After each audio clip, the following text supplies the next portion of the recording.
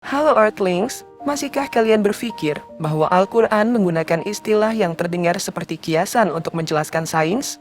Di part 1, kita sudah membongkar bagaimana atap yang terpelihara atau Saqfam Mahfuzah di surah ke-21 ayat ke-32 itu bekerja melindungi kita dari gempuran radiasi luar angkasa. Juga, kita sudah membongkar rahasia Rawasia yang ternyata bukan sekadar gunung, melainkan batang magnet raksasa yang membentuk perisai magnetosfer untuk melindungi bumi kita. Jika part 1 adalah tentang perisainya bumi agar terlindung, maka di part 2 ini kita akan membahas serangannya yang datang dari luar angkasa dan menghantam bumi. Apa yang sebenarnya terjadi di luar sana? Kita akan membedah istilah debu bintang, solar flare, planetary transit, dan aurora. Apakah Al-Quran sudah menjelaskannya dengan bahasa Al-Quran? Simak videonya sampai habis ya Earthlings. Selamat datang kembali di channel Air Angkasa. Mari kita lanjutkan membongkar kamus iptek Al-Quran ini. Poin pertama, aduhan dan proses atomik. Dalam surat Fusilat ayat 11, langit dikatakan bermula dari asap. Earthlings, coba pikir, bagaimana cara Anda menjelaskan arti nebula kepada masyarakat di abad ke-7? Di langit itu ada yang namanya nebula. Nebula. Istilah yang paling relevan dan bisa diterima logika mereka saat itu hanyalah satu, asap. Tapi, ini bukan asap knalpot Earthlings. Dalam iptek, ini adalah nebula, awan molekuler berisi debu bintang dan hidrogen. Inilah bibit bintang. Sebelum matahari berpijar, semesta adalah koloid gas yang luas. Tanpa fase asap atau kondensasi materi ini, bumi yang kamu pijak tidak akan pernah ada. Dan di sini, kita harus meluruskan sesuatu. Many wrongly associate the Big Bang Theory with Surah Al-Anbiya verse 30. The verse does not discuss ocean. Banyak yang memaksakan teori Big Bang ke dalam surah Al-Anbiya ayat 30. Padahal, ayat itu tidak bicara tentang ledakan besar. Al-Anbiya 30 sedang menjelaskan proses atomik dari penciptaan unsur asal, yaitu hidrogen, alma. Bayangkan ini, proton adalah buminya, sedangkan elektron adalah langitnya. Keduanya dahulu adalah satu kesatuan yang padu, lalu Allah memisahkan keduanya. Inilah struktur dasar materi.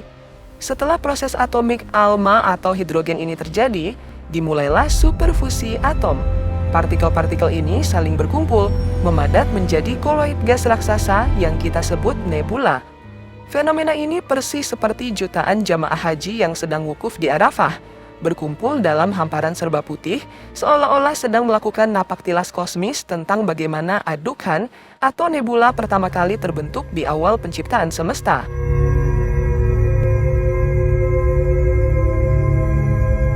Poin kedua, sijil, solar flare, dan ababil, meteor leakage. Banyak yang mengira ini hanyalah kisah burung yang membawa batu panas. Tapi, perhatikan konteksnya. Hujan batu bertubi-tubi dari langit. Secara iptek, ini diawali oleh coronal mass ejection. Matahari melontarkan miliaran ton plasma panas berkekuatan jutaan bom atom. Fenomena inilah yang kita sebut solar flare atau sijil. Ledakan radiasi surya yang masif ini sanggup mengoyak sebagian magnetosfer dan atmosfer kita. Dalam beberapa saat, bumi kehilangan pelindungnya di titik tertentu. Dan saat atap yang terjaga atau Saqfam Mahfuzah ini bocor, benda-benda luar angkasa seperti pecahan asteroid masuk tanpa hambatan. Inilah yang dimaksud dengan ababil. Jadi, tairan ababil bukanlah burung Earthlings, melainkan sesuatu yang terbang melayang, yaitu meteor-meteor yang menembus atmosfer yang sedang terkoyak akibat hantaman sijil. Efeknya sangat mengerikan.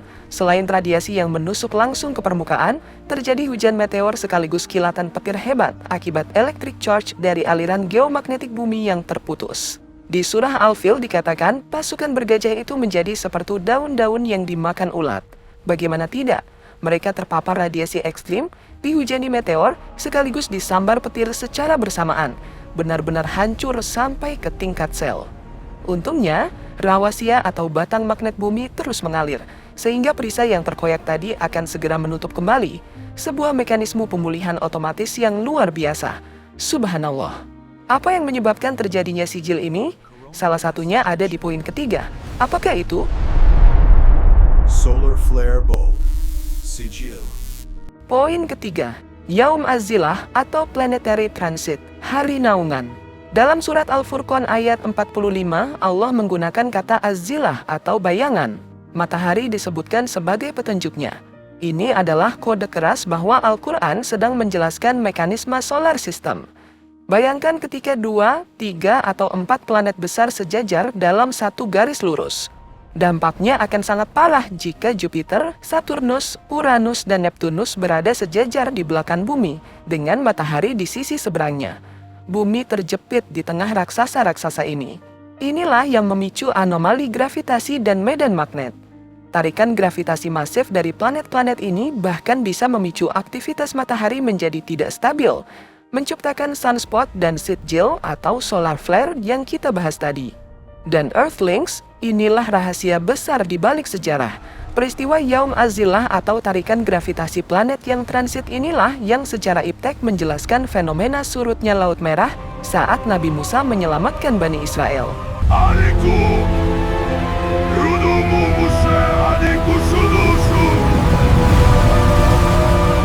Tarikan gravitasi dari kesejajaran planet-planet ini mampu menarik air laut hingga surut ekstrim. Dan ketika planet-planet tersebut mulai bergeser dari garis lurusnya, pengaruh gravitasi itu hilang seketika. Air laut pun kembali dengan kecepatan dahsyat seperti tsunami, menenggelamkan pasukan Firaun. Zillah adalah istilah untuk peristiwa astrofisika yang mengubah keseimbangan sistem tata surya. Sekarang pikirkan, apakah Anda akan mengatakan istilah planetary transit atau gravitational anomalies kepada masyarakat abad ke-7? Hehehe, tentu tidak. Anda akan menyebutnya sebagai hari naungan.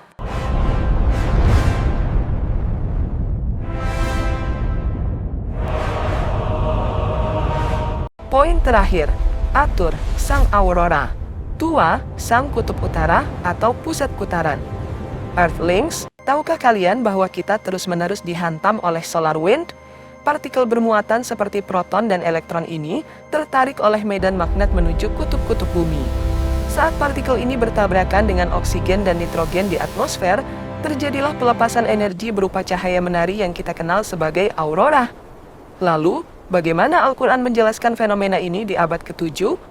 Banyak yang mengartikan Atur sebagai gunung, khususnya Gunung Sinai. Namun, benarkah Allah mengangkat gunung di atas sebuah kaum hanya untuk mengambil perjanjian? Surah Al-Baqarah ayat 63. Atau mungkinkah yang diangkat dan menaungi mereka adalah tirai cahaya raksasa dari langit? Dalam surah Maryam ayat 52, Nabi Musa dipanggil dari sebelah kanan Tur. Mari kita bedah secara geografis. Kala itu, Musa berada di lembah suci Tua. Earthlings, Tua bukanlah sebuah nama sebutan untuk suatu tempat, tapi Tua artinya pusat putaran. Tua berasal dari akar kata yang sama dengan tawaf, yang artinya memutar atau mengelilingi. Lembah suci Tua adalah Mekkah. Mekkah memang berada di kawasan lembah.